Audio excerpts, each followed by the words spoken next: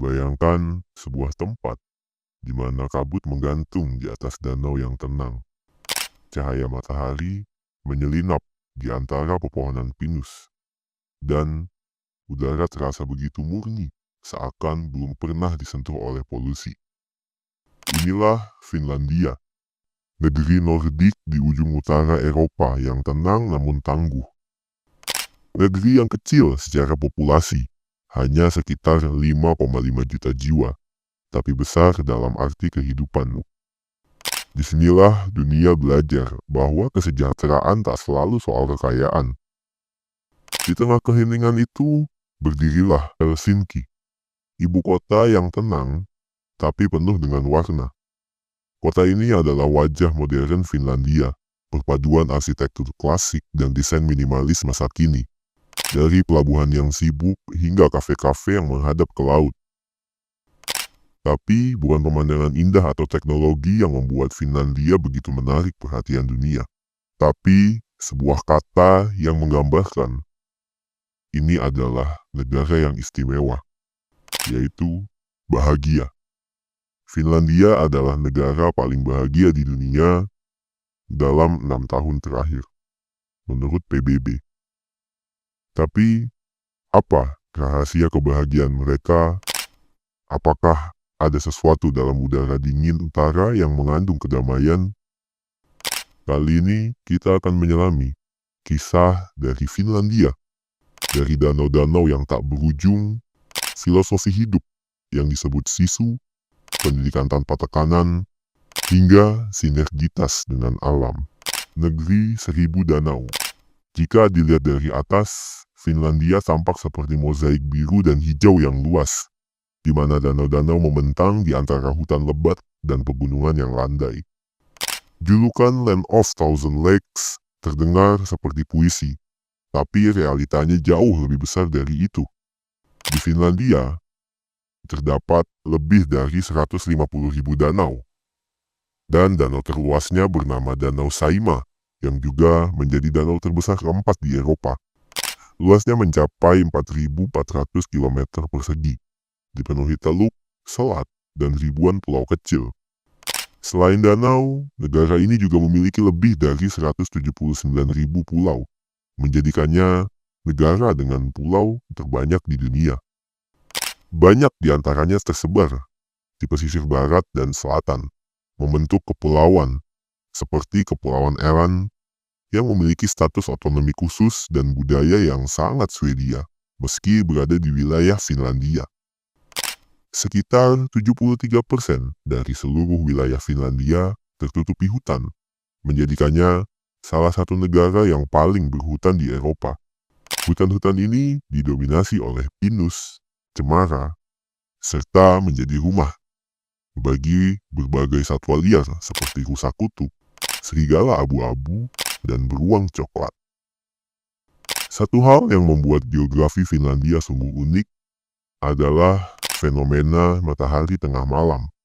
Di wilayah utara, terutama di wilayah Lapland, matahari tidak tenggelam sama sekali, lebih dari 70 hari di musim panas. Bayangkan, sebuah malam tanpa gelap dan kehidupan terus berdenyut tanpa batas waktu. Sebaliknya, di musim dingin wilayah ini mengalami kamos atau malam kutub, di mana matahari tidak terbit sama sekali. Kita tidak tahu kapan kita harus menjemur pakaian. Kontras ini menciptakan siklus alam yang kuat, yang mempengaruhi gaya hidup dan ritme biologis penduduk. Tidak heran, banyak orang Finlandia yang sangat terhubung secara emosional dengan perubahan musim. Musim panas digunakan untuk berlibur dan berkumpul. Sedangkan musim dingin, meski gelap dan panjang, justru menjadi momen refleksi dan ketenangan. Dengan kekayaan lanskap seperti ini, tak heran jika alam bukan hanya sekedar latar belakang, tapi alam adalah bagian dari identitas nasional. Keheningan dan ketangguhan sisu. Di banyak tempat, keheningan selalu dianggap sebagai kecanggungan, suatu yang harus segera diisi dengan obrolan. Tapi di Finlandia, keheningan adalah bagian dari komunikasi. Diam bukan berarti tak peduli, melainkan sebuah penghormatan dan kedekatan emosional yang tidak selalu digambarkan dengan kata-kata. Di balik keheningan itu, tersembunyi sebuah filosofi hidup yang disebut sisu. Sisu bukan sekedar keberanian, ia adalah ketangguhan batin, kekuatan bertahan dalam tekanan, dan keberanian untuk terus maju. Bahkan saat peluang hampir mendekati angka 0. Kata ini sulit diterjemahkan secara langsung, tapi esensinya bisa dirasakan dalam sikap orang Finlandia yang tenang, namun tahan banting. Bayangkan, seseorang berjalan melintasi salju tanpa mengeluh, tanpa menunjukkan rasa lelah. Itulah sisu. Atau siswa yang terus belajar, meski tidak ada ujian akhir yang menekannya. Itu juga sisu. Filosofi ini bukan sesuatu yang diajarkan secara formal, tapi diwariskan melalui pola asuh, budaya masyarakat, dan bahkan kebijakan publik. Sisu adalah benang merah yang menyatukan semangat Finlandia dalam pendidikan, kerja, hingga cara mereka menghadapi krisis global. Di utara Finlandia, ada kelompok masyarakat yang hidup dengan sisu versi mereka sendiri, yaitu suku Sami. Mereka adalah satu-satunya masyarakat adat yang diakui oleh Uni Eropa. Suku Sami memiliki bahasa, musik, dan pakaian tradisional yang unik. Mereka juga dikenal sebagai penggembala rusa kutub, sebuah tradisi yang harus dan terus dipertahankan meski modernisasi semakin mendekat. Namun perjalanan suku Sami tak selalu mudah. Mereka pernah menghadapi penindasan budaya dan pelarangan bahasa di masa lalu. Tapi dengan adanya kekuatan sisu dalam versi mereka sendiri, komunitas ini aktif memperjuangkan hak adat, pendidikan dalam bahasa Sami, dan pelestarian lingkungan Lapland. Budaya Finlandia memang tidak bising, tapi dalam diamnya ada kekuatan yang menghentak. Dan dalam ketenangan itulah kita belajar bahwa ketangguhan sejati seringkali hadir tanpa suara. Pendidikan. Di negara ini tidak ada ranking di setiap kelas. Tidak ada ujian besar yang menghantui setiap semester. Tidak ada pekerjaan rumah yang membuat anak pulang dengan wajah letih. Tapi murid-murid Finlandia terus masuk dalam jajaran sistem pendidikan terbaik di dunia. Dengan skor tinggi di bidang literasi, matematika, dan sains. Pendidikan di negara ini berangkat dari sebuah prinsip di mana anak-anak adalah individu, bukan angka statistik. Mereka belajar untuk memahami, bukan sekedar menghafal. Mereka didorong untuk menemukan makna, bukan hanya mencari angka.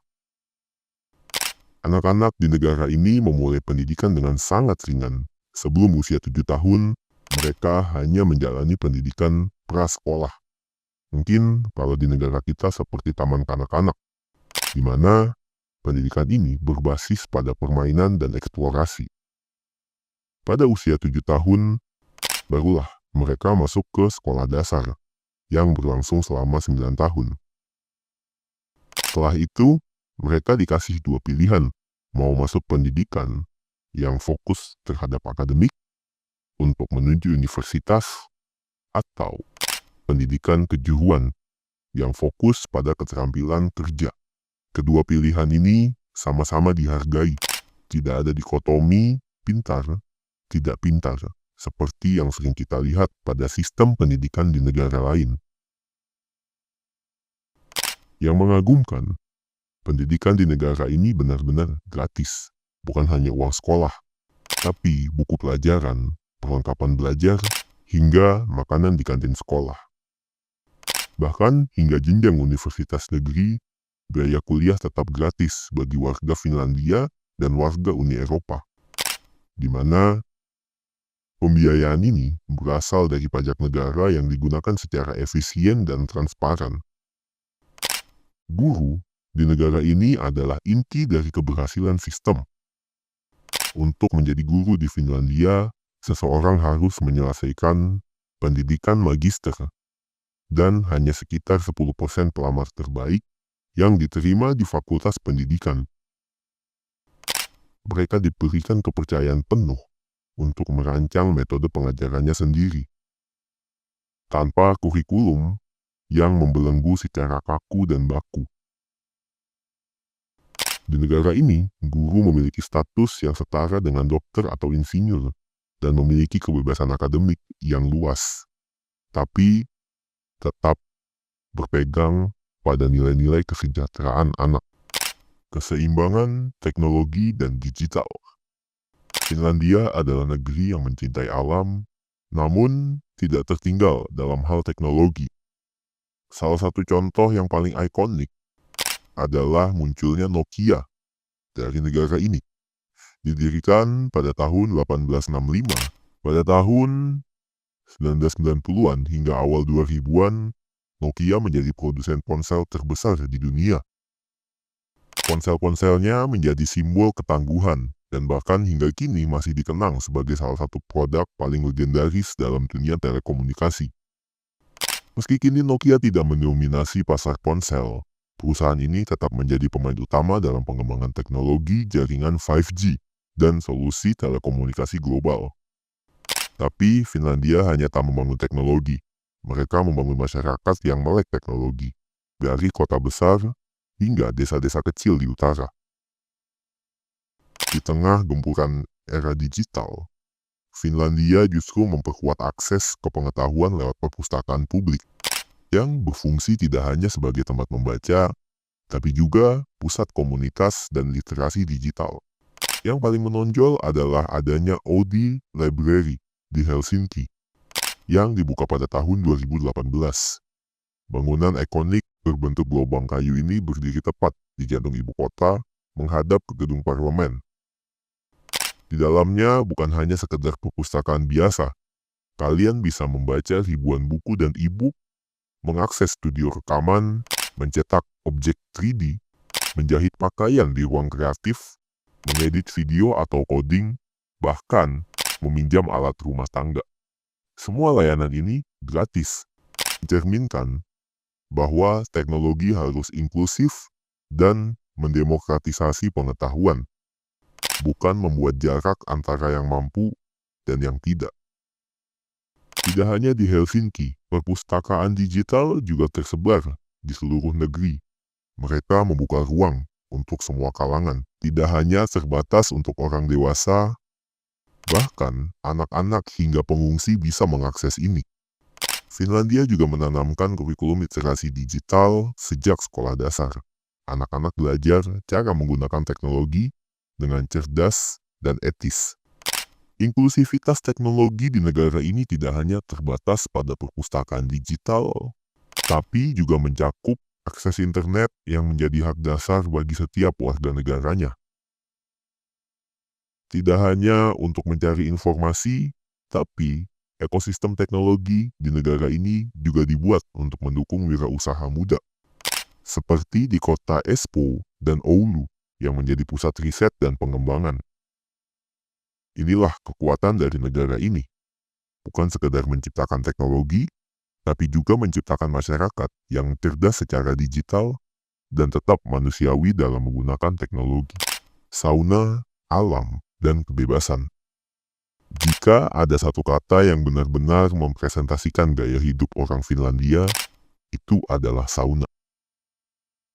Bukan hanya sekedar ruangan uap panas, sauna bagaikan ritual keseharian, tempat rekreasi, tempat berdamai dengan diri sendiri. Total ada lebih dari 3,3 juta sauna untuk populasi sekitar 5,5 juta. Artinya hampir setiap rumah punya saunanya sendiri.